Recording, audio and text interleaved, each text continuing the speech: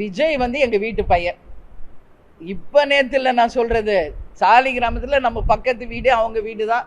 பிறந்து வளர்ந்ததுலேருந்து கேப்டனுடைய சிறு வயது வேடங்களிலிருந்து டைரக்டர் எஸ்ஏசி கூட மட்டும் 17 படம் கேப்டன் பண்ணியிருக்காரு.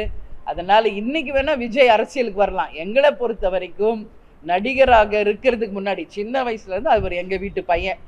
சரிங்களா? இன்னைக்கு வேணா அவர் அரசியல் கட்சி ஆரம்பிச்சிருக்கலாம். அதனால தான் இதை நான் தெளிவாக சொல்கிறேன். நாங்கள் 20 வருஷம் ஆயிட்டோம். அதனால் இந்த கேள்வியை வந்து இப்பொழுது கட்சி ஆரம்பிச்சிருக்க விஜய் கிட்ட தான் நீங்கள் கேட்கணுன்றதை நான் சொல்கிறேன். அது மறுபடியும் அதே கேள்வி தான் கேட்குறீங்க. விஜய் எங்கள் வீட்டு பையன், அரசியல் நிலைப்பாடு என்ன அப்படிங்கிறது விஜய் கிட்ட நீங்கள் கேளுங்க.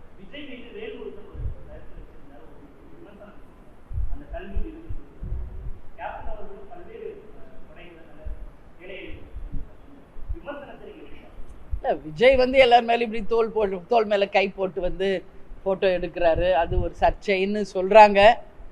பட்டு அரண்டவன் கண்ணுக்கு இருண்டதெல்லாம் பேய் அப்படின்ற மாதிரி நம்ம செய்கிற எல்லா சின்ன சின்ன விஷயமும் நம்ம நெகட்டிவாக பார்த்தா அப்படி தான் தெரியும். பட் ஒரு ஃப்ரெண்ட்லியாக ஒரு பாசிட்டிவாக நீங்கள் யோசிச்சு பாருங்க. ஒரு அன்பாக தட்டி கொடுக்குறாரு அப்படின்னு கூட நம்ம எடுத்துக்கலாம் இல்லையா?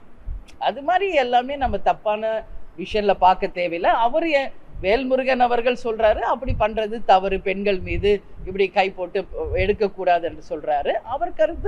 அவருடைய கருத்து. அதை நம்ம வந்து எதுவுமே வந்து கமெண்ட் பண்ற கூட நிலையில நம்ம கிடையாது. பட் எங்களை பொறுத்த வரைக்கும் இது ஒரு அவங்களை தட்டி கொடுத்து அவங்களை மோட்டிவ் பண்றதா தான் நாங்க நினைக்கிறோம்.